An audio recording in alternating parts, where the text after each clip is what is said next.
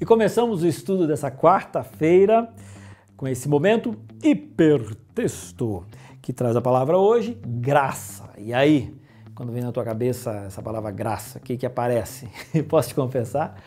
A primeira coisa que vem na minha mente quando eu escuto essa palavra graça é uma música do Arautos do Rei, lindíssima, lindíssima, lindíssima, que eu inclusive quero recomendar para você, que fala sobre a graça, e ali você tem um baita de um sermão sobre isso que a gente está conversando ao longo dessa semana, ok? Agora olha só, quando a gente fala em graça, eu poderia levar a graça a outra palavra, pecado. Por quê? Porque o pecado gerou a necessidade da graça. Só que assim, papo cabeça, aberto, de amigos entre nós. Hoje em dia, existe uma dificuldade muito grande em algumas pessoas aceitarem essa coisa de pecado. Por quê? Porque no mundo da pós-modernidade, não existe necessariamente o erro. Existe, na verdade, o meu entendimento sobre as coisas. E hoje em dia, a gente tem reduzido consideravelmente algumas normas, algumas leis, alguns pecados. É isso aí mesmo. Vamos colocar aqui as claras a respeito disso. Então, quando a gente olha para a Bíblia, a gente precisa entender de que existe graça. Mas a graça ela só é necessária porque um dia teve uma coisa chamada pecado.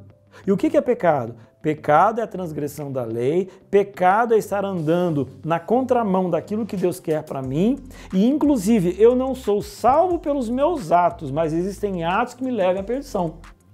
Então, eu queria, não para entrar em alguns debates maiores, eu queria que você fosse sincero.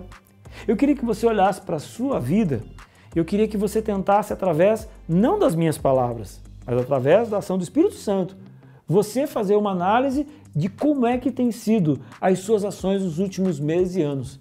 E aí a pergunta vem, você por acaso tem dado desculpas a erros?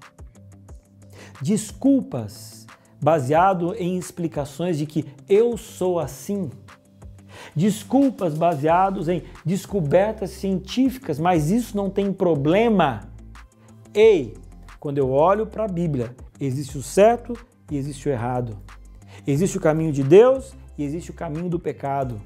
Existe aquilo que agrada a Deus e aquilo que não agrada a Deus. Porque se não tivesse pecado, não precisaria de graça. E se não tivesse graça, não precisaria de ter Jesus na cruz do Calvário. E se não tivesse Jesus na cruz do Calvário, eu não teria hoje nenhuma chance a uma outra oportunidade de vida. Por quê? Necessariamente nem teria pecado, eu não teria mais nenhum tipo de problema. Então a grande pergunta é, existe pecado? Existe. E pecado é aquilo que eu julgo que é pecado? Ou pecado é aquilo que a Bíblia me diz que é pecado e que é errado? Eu quero hoje, não na verdade dar nome aos pecados, porque eu não me sinto nem no direito de fazer isso.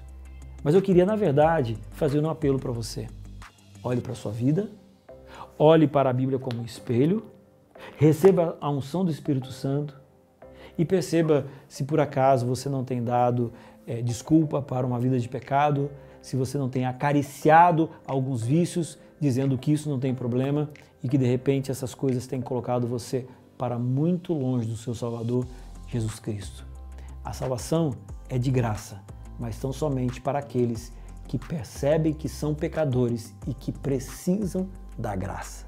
Se eu não acredito em pecado, eu acho que eu não estou pecado. E se eu não estou em pecado, não preciso da graça. Muito pelo contrário, que todos nós tenhamos a graça de Jesus Cristo.